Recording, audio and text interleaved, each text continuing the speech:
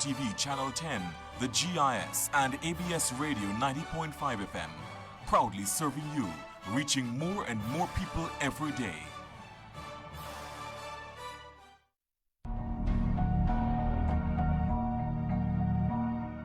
Very good morning. Thank you so much for joining us here in the studios of ABS Television, ABS Radio for another post-cabinet media briefing. Cabinet met yesterday, and of course the nation's executive body took certain key decisions, especially in relation to the COVID-19 pandemic. Here with us on a Thursday morning, as usual, to update the nation about these developments, the Minister for Information, Honorable Melford Nicholas, and the Chief of Staff in the Prime Minister's Office, Ambassador Lionel Hurst. Over to both gentlemen. Of course, we'll have questions later.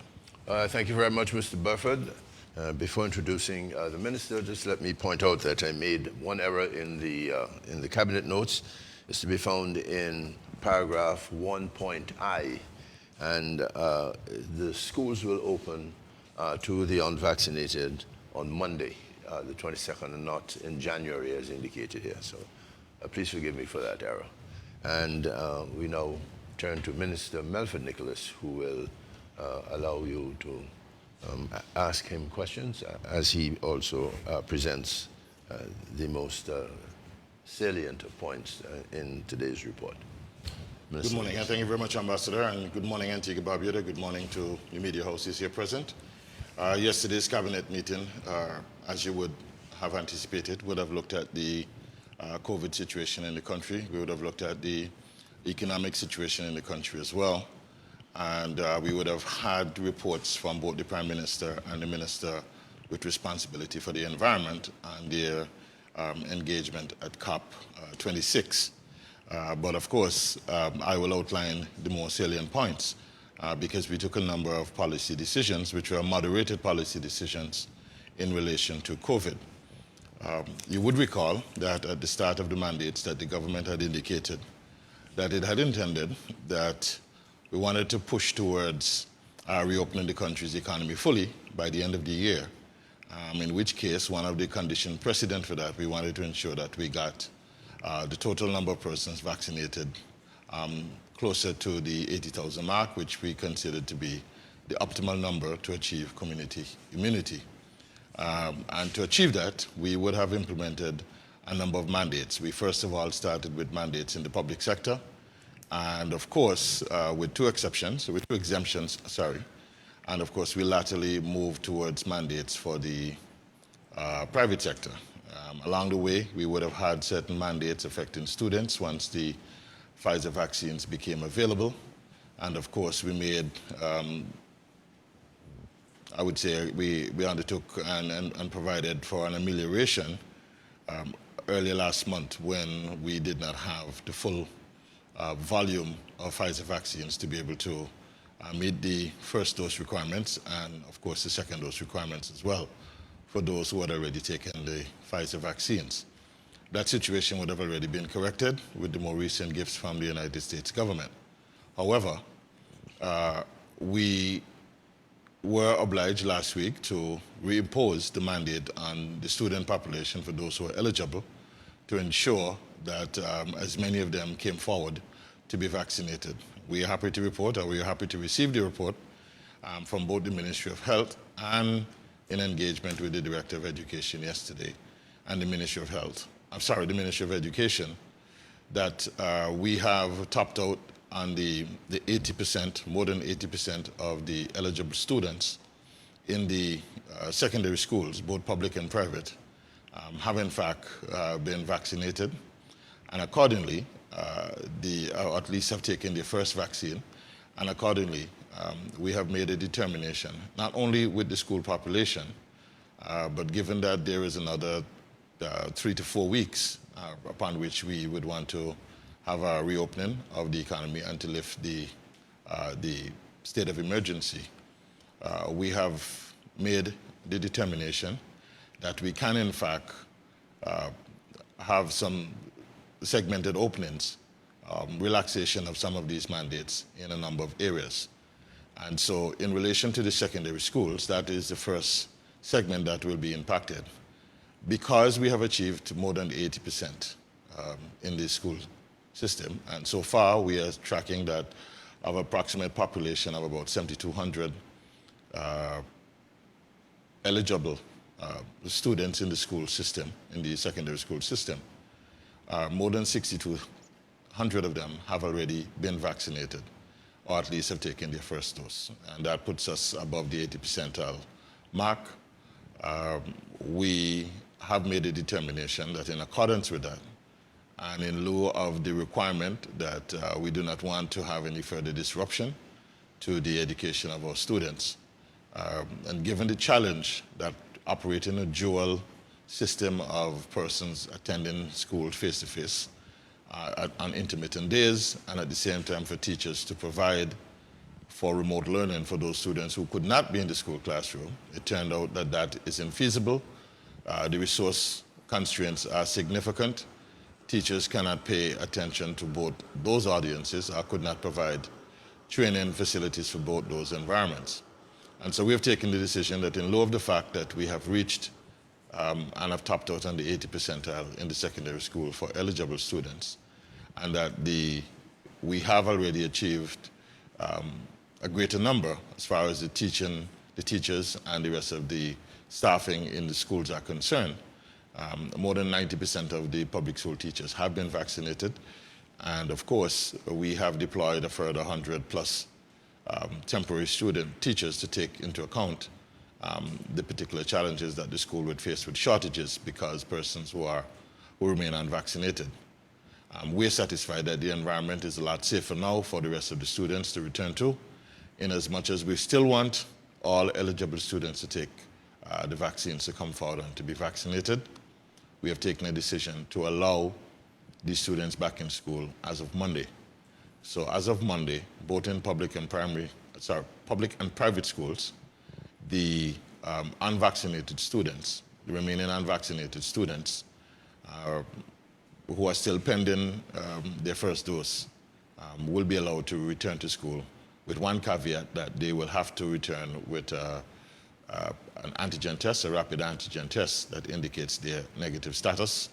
And this will continue for the rest of the term and into the new term as well, on the basis that they will have to do it on, twice per month. Every 2 weeks, they'll be required to undertake one of these tests. The tests are available at the clinics, free of charge to the students. And of course, this, we are hoping, will become a matter that is reduced because more and more parents will be persuaded that the best option will be for their children to become vaccinated. So the good news is for the parents and for the students and for the teachers is that we will go back to full engagement as of Monday for both vaccinated and unvaccinated students, with the caveat that the unvaccinated students will be required to present a negative test as of Monday and every succeeding 2 weeks after that. The same is going to be true as of the 1st of December for any business that achieves the 80% vaccination compliance rate, 80% or more. We have been approached by a number of institutions, including the Bankers Association, to give consideration to that regime. And so from a segmented approach, we have noticed that a number of businesses have become compliant and a number of industry groups have become compliant. And accordingly, they have asked whether or not we will consider that. And so the answer is yes.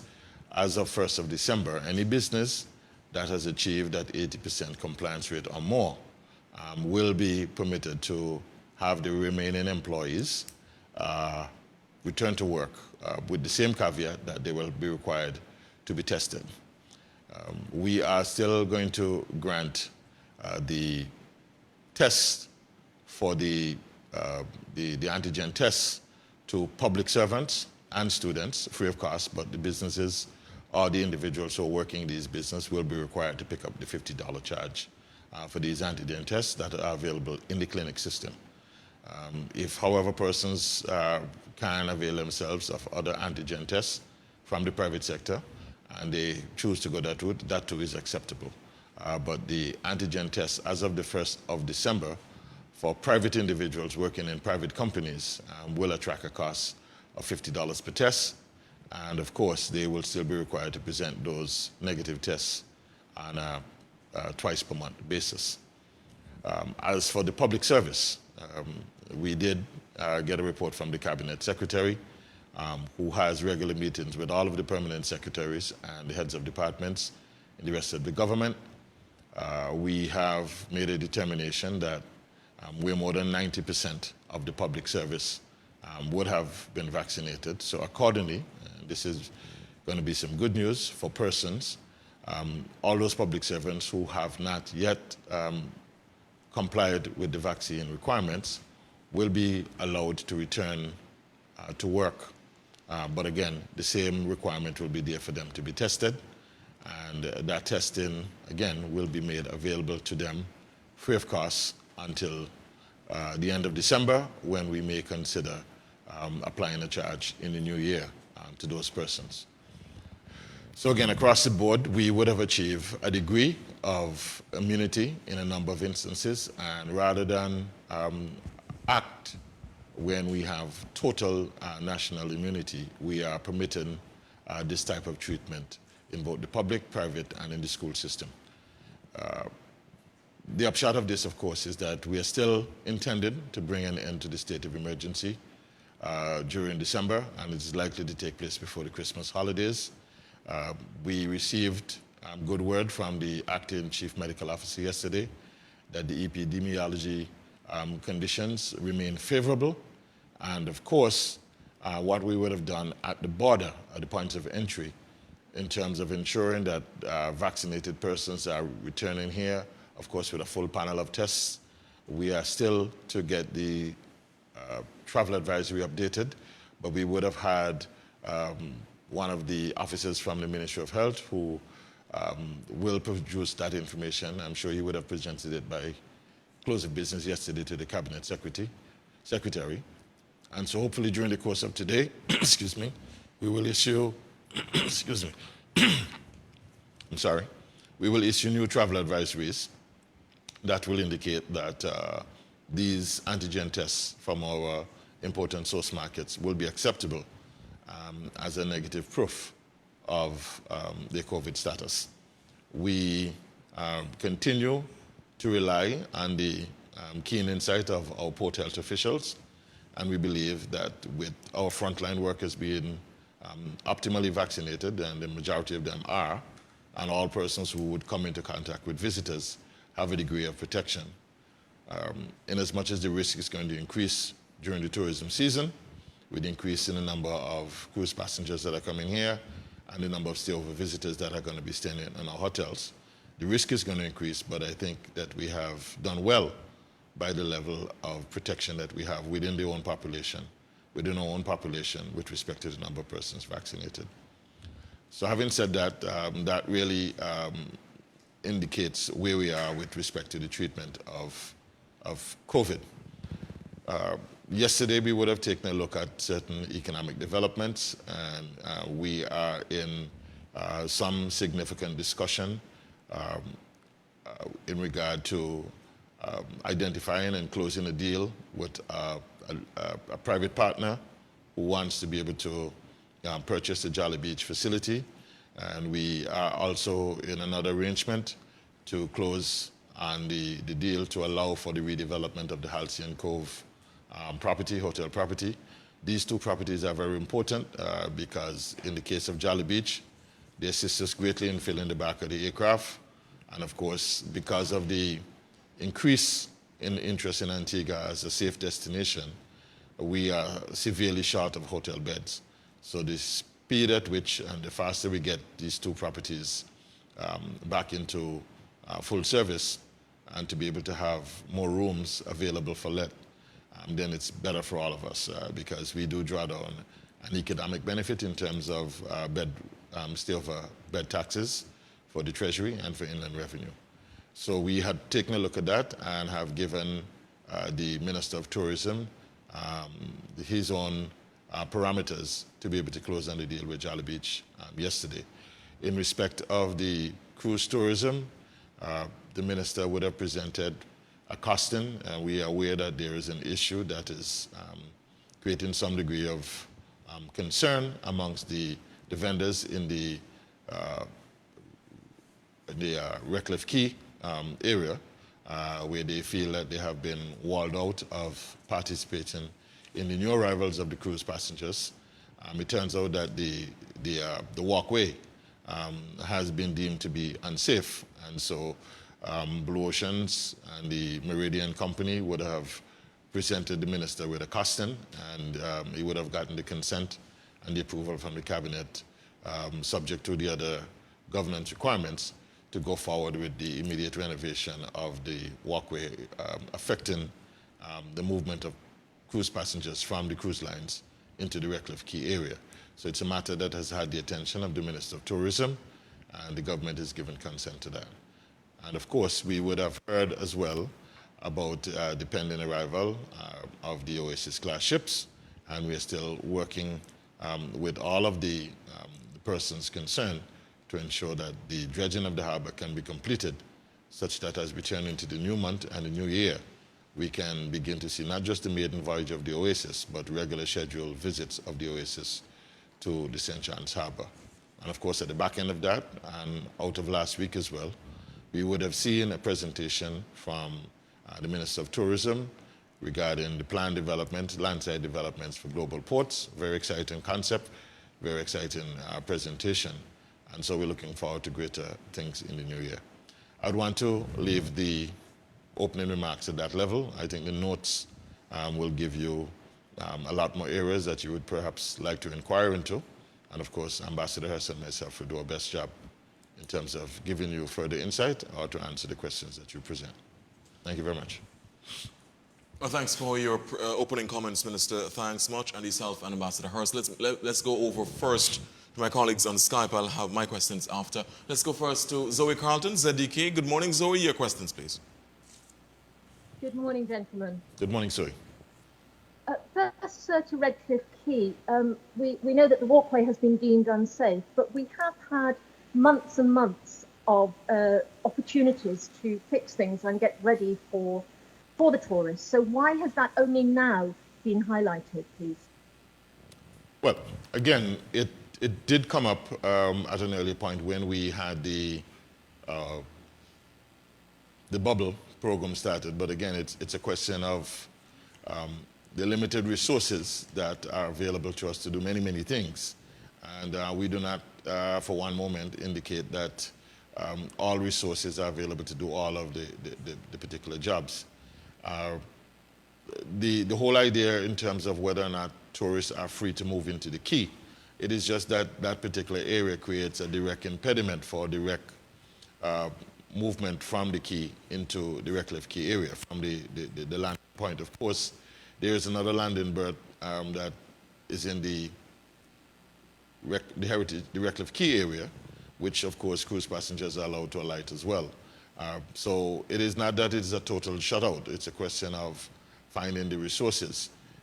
The company Meridian, they have had other contracts, and they have been working in that marine environment for more than 3 years. And in fact, since 2016, if truth be told. And so it's a question of having the right equipment and the right resources available to do that. But again, it's a late response, yes, but perhaps unavoidable under the circumstances where resources are concerned. Okay, is there any way that we can encourage tourists another way in, that they are signposted and encouraged to go into Redcliffe Quay, apart from the walkway? Well, the Minister of Tourism has an engagement with the stakeholders in that particular environment, and I imagine that those are some of the immediate short-term remediation that they're going to have to look at. But insofar as what he brought to Cabinet yesterday was consideration for the infrastructural investment in a new walkway. One of the things that he pointed out is that the engineering studies have shown that the planks that are in the water that accommodates the walkway have been rotted, so those have to be removed, and different piles have to be built in the waterway to be able to put a new pier in. And of course, the wood material that has been used as part of the walkway, it is likely that they will use other material that would weather better than the wood that have been used in the past. So again, whatever short-term remediation that has to be done, we think that the minister and his tourism officials are up to the task in terms of agreeing those requirements and conditions with the vendors in those areas. Thank you, sir. On to the bars and restaurants, sir. Now that the bars are open, are we still expecting them to maintain social distancing? Because that is going to be almost impossible in bars as people jostle around. But what are the rules with that, please? Again, that is a situational requirement. Clearly, we do not want to have any breakout situation where we have any large gatherings or any type of reckless behavior that leads to the potential for a super spread event. So clearly, the good judgment has to be exercised by all, and the overriding responsibility of ensuring that we have a degree of compliance in those circumstances resides with the Ministry of Health and the Central Board of Health in particular. So if there is any report of any miscreant behavior or any excess behavior in that respect, the Ministry of Health officials still has the opportunity to step in and to make changes or even move towards giving warning, citations, or even shutting down bars who continue to flout good judgment and good sense. But the risk level will lower, and let me make a point on this as well. When we announced last week that we were only going to permit persons with the ID vaccination cards, the photo ID vaccination cards, one consideration that we had failed to consider last week, and we have made some changes to it this week, would that be for visitors, tourists and returning residents and citizens alike. If they were to return here and they wanted to spend a night out, they are fully vaccinated and they wanted to spend a night out with friends and family at bars and clubs, and only the photo ID cards were to be used, that would preclude their participation. So what we have further made an arrangement for is that they are required to produce a vaccine certificate to be able to enter Antigua in the first instance. And so whatever certificate that they're presenting at the port of entry will be permitted to be used in those bars as well. But they will still be required to produce a vaccination certificate. It's just that they would not have one of ours. They would not have one of ours. And so in an environment where all are vaccinated and the visitors are already tested 3 days before returning to Antigua, 3 to 4 days before returning to Antigua, we think that optimizes the health precautions, sorry, not the health, but the security and the preventive precautions that we would have put in place. Thank you, sir. I think social distancing is very difficult for bar owners to maintain. I think that's worrying bar owners down here. As regards the, but Zoe, as you say, if the worry is coming from the bar owners, they have the wherewithal to limit the number of persons in an enclosed area. They have that wherewithal. If you imagine for 6 months of the year they had no custom at all, and now they have an opportunity where they would have, let's say, an embarrassment for riches, that there are more persons that are attending their bars than they could comfortably accommodate, then clearly they should be in a position to deploy security personnel to assist them in managing that situation. So I don't think that one can really expect the government to respond or to prescribe protocols down to that level of minutiae. If bar owners are concerned about that, then of course they have a responsibility, and I would go as far as to say an obligation to undertake the necessary management systems to limit or to manage that environment. That is really good. Thank you, sir. I mean, that means, so bar owners have their own discretion. And as we Absolutely. are all double vaccinated, that makes it much easier for them, I think. So, what about live music and dancing? And is that now permitted? Well, to the extent that clubs are permitted, and of course the starting point would be that you're doubly vaccinated. I don't think that we could be prudish at this stage to say that we would not allow for music and for dancing, and that certainly is going to be permitted. And persons are still required to exercise good judgment in those circumstances. That's great. Thank you, sir. I shall enjoy that. One last question, please. The one decision that really is bothering me a little bit is the note that private sector entities that can issue their own exemption forms for religious or medical medical reasons. But surely we still need some official endorsement for these, not just delivered by private entities. And also following up to that, sir, some bars, restaurants, businesses may not be happy for people to come in with that sort of exemption. Could you just elucidate on that a little bit more, please? There is no exemption for bars. There is exemptions for working. But there are no exemptions for bars and clubs and cinemas and entertainment facilities. And you've raised an important point. Let's assume for a moment that we get to the end of November or even mid-December by the time we are contemplating lifting the state of emergency. And we have not yet achieved 80,000 persons who are fully vaccinated.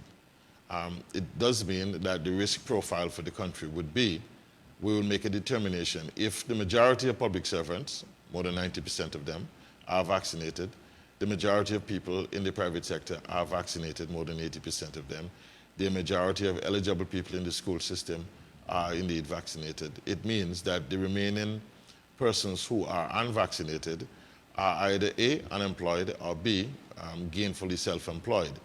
And that, within the context of that, we will still continue to use suasion to encourage persons to become vaccinated. And of course, the risk that is associated with that smaller group of persons becoming sick and, of course, becoming an issue for the public health system, putting a strain on the public health system, will be still undesirable, but it will be a lot more manageable than it was, let's say, in April, May of this year. So we do believe that getting to that level of stratified management within those particular sectors is what's going to save the day for us. Thank you very much, sir. Appreciate it, Zoe Carlton. Zoe Carlton is with ZDK. Let's go over now to Observer Media's Kadeem Joseph. Good morning, Kadeem. Your questions, please. Good morning. Thank you so much. And thanks as well to the Minister and Ambassador Hurst for fielding our questions. Good morning, Kadeem. Your orientation is a little bit, you need to change your orientation of your camera. I'm seeing you sideways up. And I imagine the public is seeing that as well. But small matter, but I can hear you. So if you can proceed with someone else and I can... No, it's okay. It's just a slight distraction, but I can hear you. Yeah, I'm not sure why that happened a while ago. But with respect to the return of competitive sports, could you explain perhaps what requirements the associations will need to meet in order for their aspect of sports to be returned? Will they have to show proof of vaccination for players? What are some of the requirements there? Well, the Minister of Sports yesterday did raise the requirement, and we have indicated to him, yes, certainly the epidemiological conditions does favor a return to competitive sport. And of course, the overall vaccination situation in the country does favor that as well. And so we have given a general agreement that he should proceed with that type of engagement. He, having indicated earlier that he has been approached by a number of the national associations. So where we are, there were protocols that were previously agreed early on in the summer and late last year as well. So that is going to be the starting point for the engagement and for them to make determination as to the safest environment by which these things can be done. But there are protocols that have already been agreed with the associations in previous iterations of earlier openings. And so they're going to go back and start from that standpoint. And of course, provided the prevailing epidemiological conditions continue into the new year, we are expecting that there should be some useful sporting events that will take place. And it's better for the athletes, it's better for the health of the nation, it's better for everyone. So we're looking forward to supporting the Minister in respect of that undertaking. Thank you. With respect to the relaxation of the state of emergency, could you explain what this would mean for fetes and other major events, and what is the present standard for social gatherings, the limit on social gatherings? We had indicated in a previous discussion that we would have gone back to the level of 25, and that continues to be the position in force at this moment.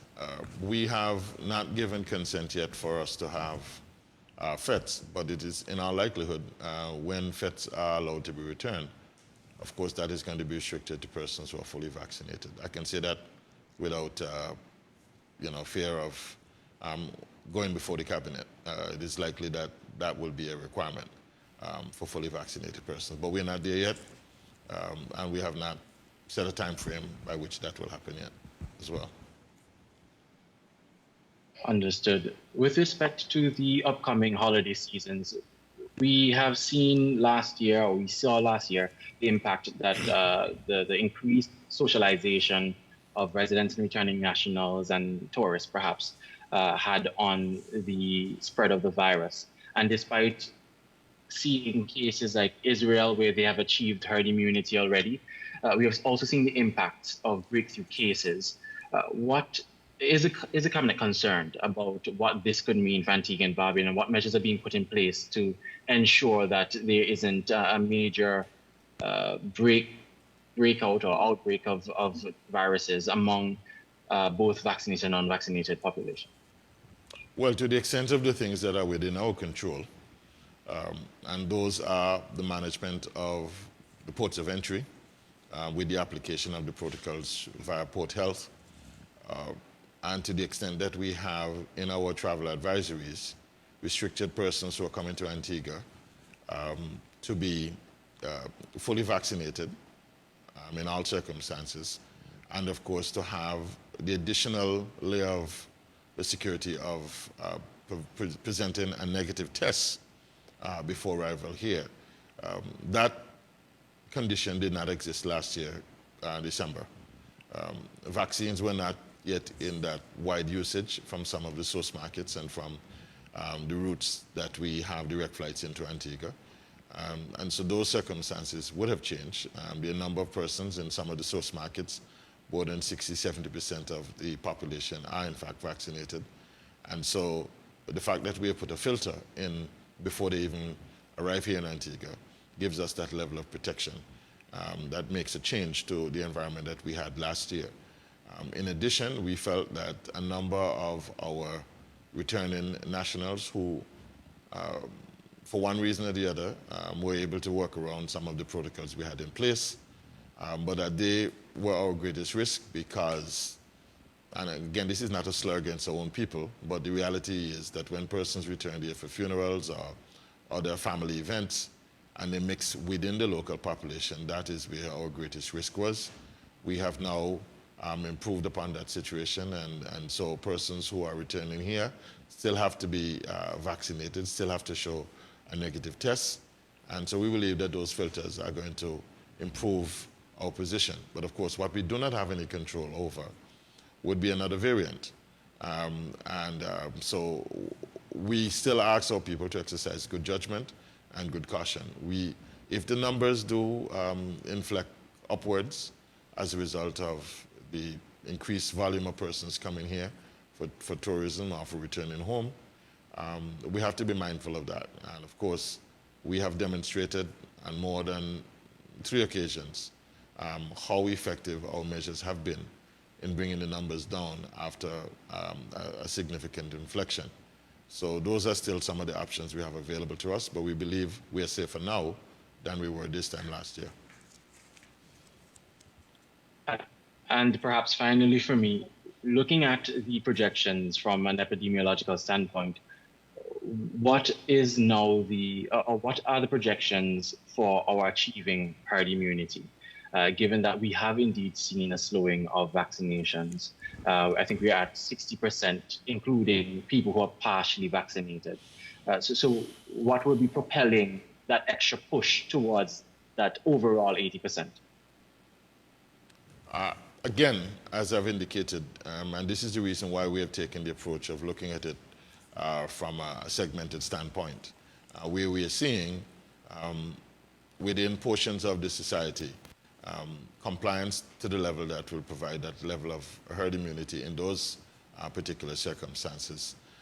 We're satisfied that that is taking place. There is still achieving that 80,000, which was a significant objective of ours. And we still want to get to that particular number. And we're going to have to deal with some micronic treatment of those other particular areas to be able to keep the numbers moving. We still are getting offers of vaccines, Moderna, and of course, Minister of Foreign Affairs have indicated that there are Cuban vaccines in the wake as well. So vaccination is still going to be with us, long into the new year, and the requirement for persons to go and get vaccinated is going to be with us long into the new year.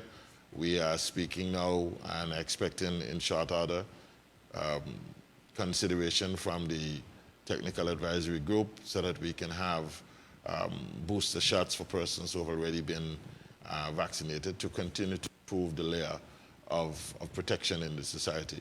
So the 80,000 is still the objective, but it may be slower in coming than we anticipate towards the end of the year.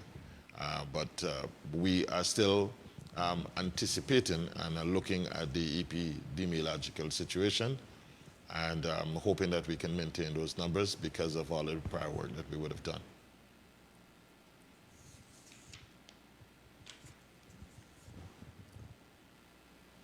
Okay, thank you so much, Kadeem. Thank you. Sorry. Really appreciate it. Thanks, Kadeem. Despite your orientation there, you managed to get the questions in. Never mind the camera turning sideways on you. Let's go now over finally to Nathan Owens. Nathan is with Caribbean Radio Lighthouse. Good morning, Nathan. Your questions, please. Good morning, gentlemen. Good morning, Minister. Good morning, Nathan. Minister, just to follow up on what Kadeem was asking, can you clarify if we don't reach 80% by the end of the year, does the cabinet or the government still plan on dropping the state of emergency? Yes, we intend to reopen the economy in the new year fully. And you would observe that at least one other country has made it a clear point that they are trying to manage now the unvaccinated. While we have not announced any particular policy in that respect, it's clear that you can deduce if the economy is going to be opened up, if the places of entertainment are going to be opened up for persons who are fully vaccinated, then those persons who remain unvaccinated are going to have a smaller space in which to play and operate. And we are going to be certainly using other methods of persuasion to encourage them to become vaccinated. But the requirement to open up the economy in the new year and to end the state of emergency at the end of this year it's pretty much hardwired at this stage. Thank you for that clarification. In relation to teachers, both public and private schools, using the rationale in the other sectors, if 80% of teachers on a school plant are vaccinated, can the unvaccinated teachers return to the school plant if they provide a negative test twice a month? Yes, that is the implication of what I had announced earlier as of 1st of December.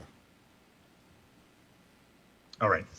And a question about, I know but I would just say there's to a you, lot- Nathan, let me just rejoin that the Minister of Education did indicate that the number of teachers, certainly in the public school system, that have been vaccinated are upwards of 90%. So we have achieved a significant level of compliance within the teaching sector, within the education sector, I'm sorry. All right. A follow-up to my first question. So if the state of emergency is dropped, and will there still be limitations at all on unvaccinated persons? The Attorney General has indicated that he wants to be able to look at the legislation. Again, so that I can keep the public abreast of what are the implications. The state of emergency gives the government the authority without finding itself in any constitutional breach to restrict the movements of persons. Free movement of persons is a right guaranteed under the Constitution, and it can only be curtailed if there is a state of emergency. And we made this point from the very beginning after the Governor General's proclamation in February of last year, and it is a matter that has eluded the opposition members of parliament. Simple fact, from since that time, and perhaps maybe with some deliberate intent, they have played politics with it. But that is what gives the government the right to restrict people's movements without breaching the constitutional provisions for freedom of movement. And so when the state of emergency is lifted, what goes with that as well is the curfew. The curfew will be a thing of the past. But whether or not we are still going to be able to provide some of these restrictions, as we have announced with bars and restaurants, with respect to the vaccination cards, is a matter that the Attorney General is researching and will come back to us in short order before the end of this session of Parliament. Thank you. I know I've asked you a lot about the Gazette over the last year and a half, and I just want to make sure that things are clear. I know there's a lot of logistics to keep everything updated as protocols loosen and tighten. In relation to public transportation services, presently the way that the latest Gazette that discusses it, states it, is that public transportation services are only able to operate until 8 p.m., but yet the curfew is 11 p.m. Is that an intentional choice, or is that just an oversight? It's an oversight, and I'm thankful that you brought it to my attention, so I can have the necessary authority have a look at it and rectify that, because we would have moved back to an 11 p.m. curfew several weeks ago. So that would certainly be one of the things that became out of joint with each other. So it's a matter that can be rectified very quickly. All right. Thank you very much for your time, Minister. Have a safe rest of the day. Thank you very much. Really appreciate it, Nathan. Nathan Owens is with Caribbean Radio Lighthouse. Just a few quick questions from me, Minister. In terms of the SOE, the state of emergency, which, as you mentioned, of course, is the cover that the government has to impose restrictions such as the curfew. The notes indicate that it will end before the 27th of December. Could you indicate, Minister, how soon before the end of December 27th? Well, it will have to be done by an act of Parliament. The last position that we had in Parliament had put in place the state of emergency, and I think it would have expired on the 29th of December. But notwithstanding, the particular Act of Parliament did indicate that we can return to Parliament and bring it to an end sooner. So in order to terminate it before the scheduled termination, we're going to have to go back to Parliament, and I believe we will do so within the next 2 weeks, and make that matter an Act of Parliament and bring the state of emergency to an end. And with it, the curfew as well, Minister, right? The curfew goes with the state of emergency. Right. In relation to the target of achieving herd immunity, community immunity, national immunity by the end of this year, to 80%, I know that you had pretty much touched on it earlier, but perhaps a little bit more pointed in terms of this question. Wouldn't the moves by the government in a way disincentivize more people taking the vaccine now, because the mandates are that, in other words, individuals who are unvaccinated can return to, for example, work and so on. How then would that 80% be achieved? And as follow-up to that, is the government had indicated that it was thinking of imposing more mandates, possibly on going to certain events and so on. You had to be vaccinated. Are those plans scrapped as we speak? Well, we would have gotten down to a level of mandates, and we would have, at an earlier possible point in time, last week to be specific, imposed certain penalties on private businesses who were non-compliant. And I'm satisfied for the amount of questions that I would have fielded between press briefings, and a number of my other colleagues would have fielded as well, that businesses did come forward fairly rapidly. Many of them were in the process of becoming compliant, had in fact responded. But I think what they would have done, they would have looked at their staff roster and made a determination to have that critical conversation with those members of staff who were not yet vaccinated, and to enable them to become compliant. And to the extent that businesses have responded, the public sector has responded, what else is left for us to do? As I've indicated, the persons of interest now, who we would still have to look at the level of compliance, it would be in the persons who are gainfully self-employed, and there are a significant number of persons who are gainfully self-employed, farmers, fisher folk, persons who run taxis. There are several thousands of persons who are gainfully self-employed, and of course, persons who are unemployed as well. But as you would be aware, persons who are presenting themselves firstly now for employment can expect one of the entry requirements to be that they will have to be vaccinated. So we're satisfied that the majority of the persons have become compliant, and in as much as we're not yet at the 80, what further incentives do they have to become vaccinated? Well, the rest of us are going to continue to live as near normal a life before COVID, those of us who have been vaccinated. And we think that that remains a powerful incentive for people to come forward and be vaccinated. Right.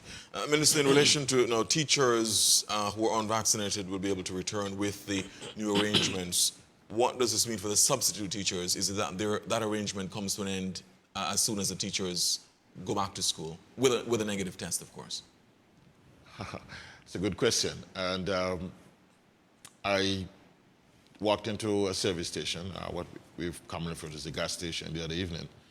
And one of the attendants approached me and said that there was a shortage of a teacher in one of the secondary schools, and it was affecting her son. And I indicated to her that I do not understand that shortage, because the government would have given consent for the employment of 109 additional teachers. And however, I indicated to her I would have drawn it to the attention of the Director of Education. But the point is that the options are available to the Ministry of Education. I'm sure that they're not going to walk away from the opportunity that they have for those increased options that have been made available to them. So in as much as they will have the other teachers returning, there were some shortages in the school system prior to COVID, I would say that. So I'm sure, and this is not to give consent, but I'm sure that the Cabinet will be approached to say that we would like to keep some of these teachers. And it's a matter that's going to come up for consideration during the month of December, I'm sure. And we're going to have to look at it on its merit and make a determination. Okay. Just a final question on COVID, and then I'll go to Liat, finally, Minister. In relation to the last week's Cabinet meeting had indicated that there may have been a plan to impose a fine of $5,000 on private employers who did not accord with the vaccine mandates, who do not adhere to the vaccine mandates. Is that still on the books? Was it ever on the books? Or was it ever put on the books? There was a matter that had to be corrected in the Public Health Advisory, and that would have been addressed since then. Yes, it is on the books. The fine is very real, and we would expect that it to be applicable up until the point they reach that coveted 80%. So if they're not at the 80%, the fine will still be applicable until they get to that level. Once they get to that level, then of course the risk will abate, and then we could go back to the normal standard procedure. Okay. Minister, the fuel subsidy for public transport operators, is it still in effect? And if so, how long is it likely to last? Actually, I do not have a recall that serves me well on this particular point. And it's a matter that we're going to have to check. I do know that the public transportation system is an important area of consideration in managing COVID, where persons are utilizing public transportation. We've had some concerns about the abandonment of masks and public transportation.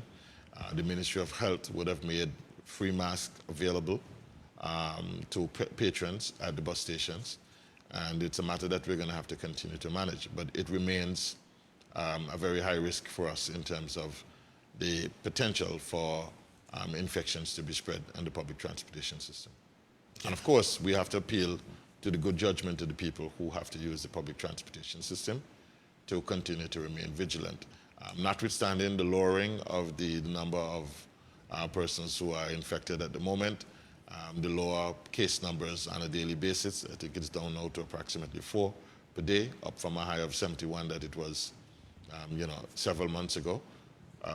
Notwithstanding that, we beg, we implore the population not to lower our guards and to become complacent.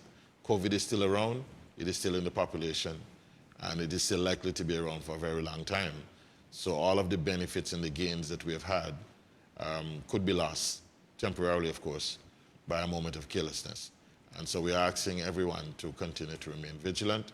Mask wearing is still going to be with us in the new year.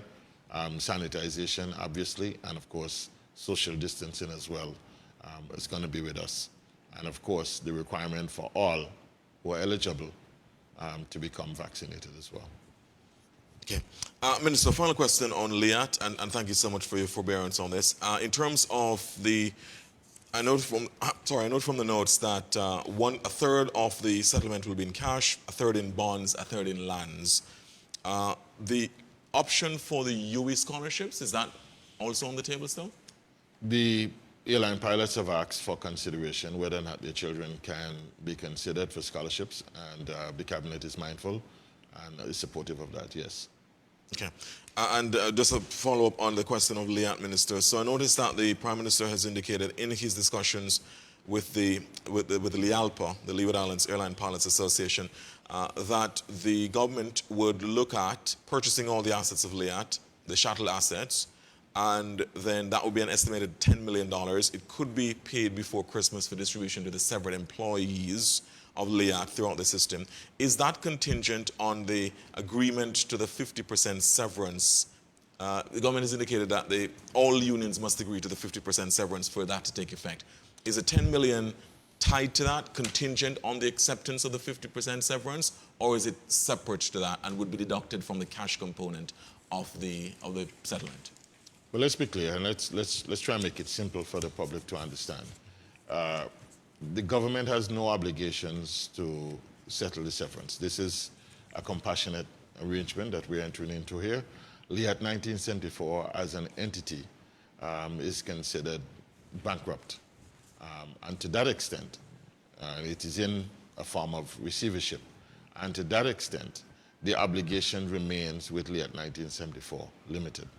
If that entity falls away, the employees or the former employees get nothing. What the government is attempting to do is to bring new life and impetus into LIAT, because we do need regional air carriers. We do need a LIAT. And so what the government has been attempting to do, what with LIAT being in receivership or under the administration of an administrator based on the amendment we made to the Companies Act last year, is to ensure that LIAT can continue to operate, can continue to stay in the skies to provide the much critical air services linkage between our respective islands to facilitate trade and commerce, and of course leisure and other movement of persons. But more importantly is to keep the possibility of the resuscitation of LIAT in another format alive. So the the administrator is actually working to ensure that we can identify a suitable private sector partner that will bring together additional capital resources to resuscitate LIAT in a new format. That is likely to take the form in a new company, and LIAT 2020 has been registered. And so when we're speaking about the purchase of the assets of LIAT, the flying assets, the travel assets of LIAT, we're talking about the trading name. We're talking about the aircraft and some of the other operating assets that still remain in the system. So it would mean that the new LIAT will purchase those from the old LIAT. And that will mean that the old LIAT would then have some cash resources to be able to meet those obligations to the employees.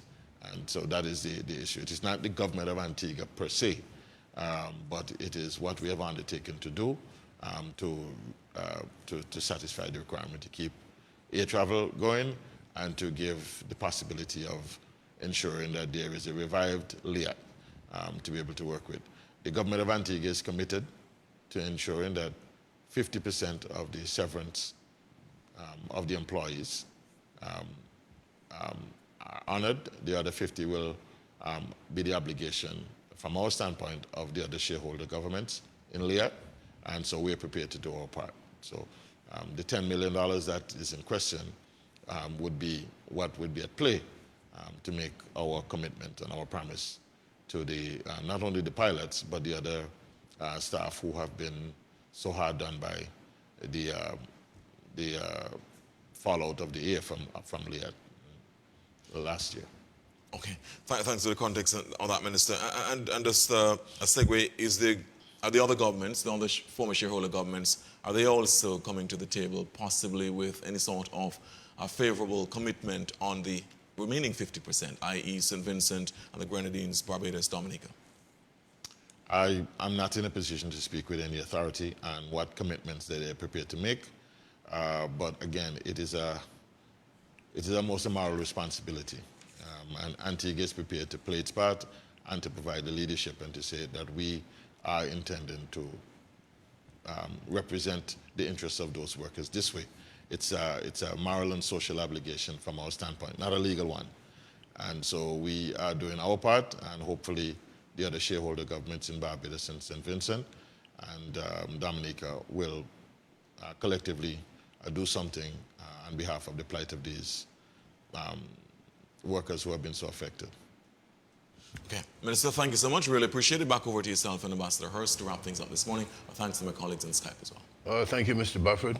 One issue which we didn't touch on at all today has to do with the performance of Antigua and Barbuda in leadership posts and in leadership at the COP26 conference, which occurred in Scotland.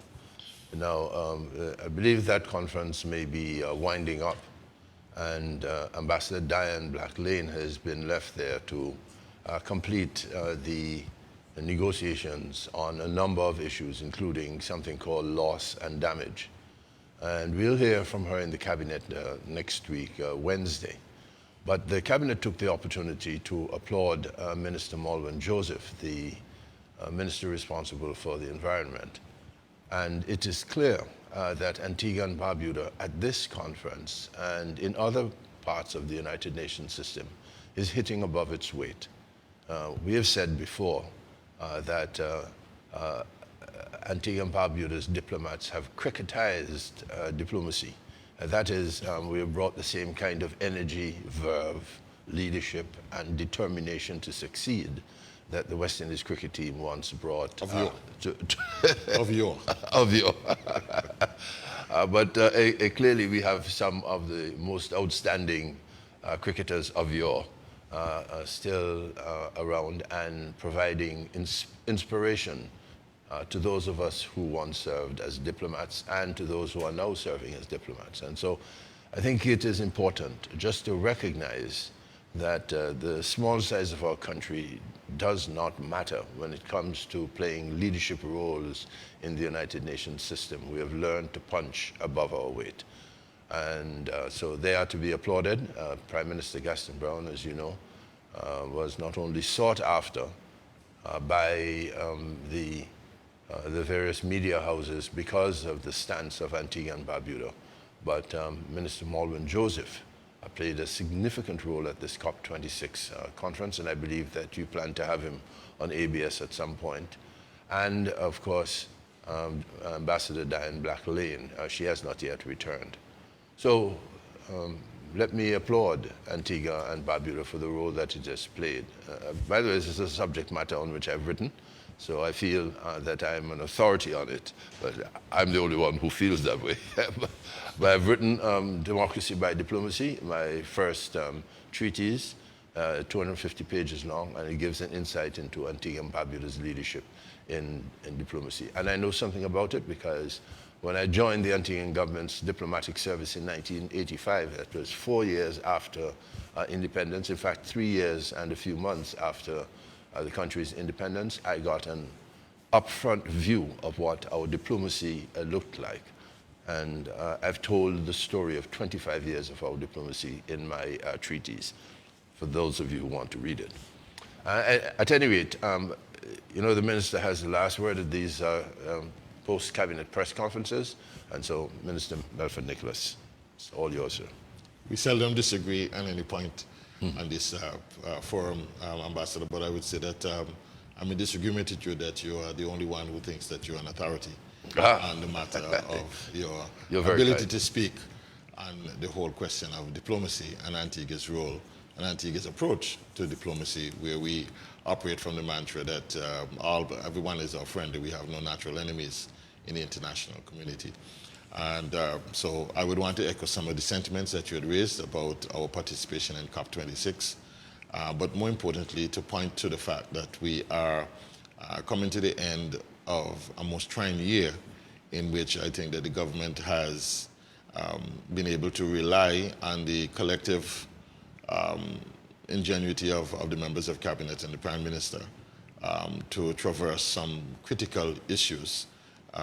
And I think that the public of Antigua and Barbuda can consider themselves well served in that, in as much as, and we do not like to boast about it from the context of comparing ourselves to others, but when we look at where we were and the alarm that we had amongst ourselves at the raging height of the COVID variant, let's say 3 months ago, and where we are now, it's a testimony to our ability to continually look at the challenge of COVID every week and make the necessary changes. I do recall one question that was posed to me in June as to whether or not the shutdowns or the lockdowns made any sense, and I indicated to, I think it was my friend Gemma Handy from Observer, I indicated to her that yes, they are in fact very effective because we have utilized them very effectively since last year.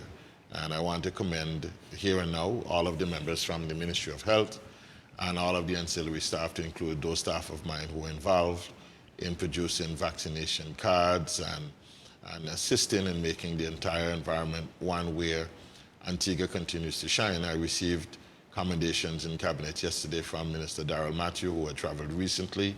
He was in Jamaica and came to Miami with the cards, and I've indicated that all who have seen Antigua present the vaccination cards have touted it loudly as being on the cutting edge.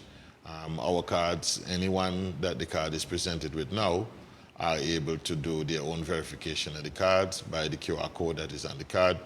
And so we have all responded to this particular issue. All of our Port Health workers, all of the persons who are involved in the contact tracing, all of the people who are working in the laboratories, all of our nurses, all of the people who are applying vaccines, everyone have done a remarkable job this strenuous 2021. And the fact that Antigua is in a position to look forward at the end of the year to a most glorious Christmas season, and of course, looking forward into 2022, where we expect to see significant economic activity that will expand our economy and to get the majority of persons who present themselves to work to find gainful employment. It's a testimony to the collaborative strength of the government of Antigua and Barbuda today, and I'm happy to be a part of that, along with yourself, Mr. Ambassador. So we are happy to be here again this morning, and we look forward to your continued engagement with us in future post-cabinet presentations.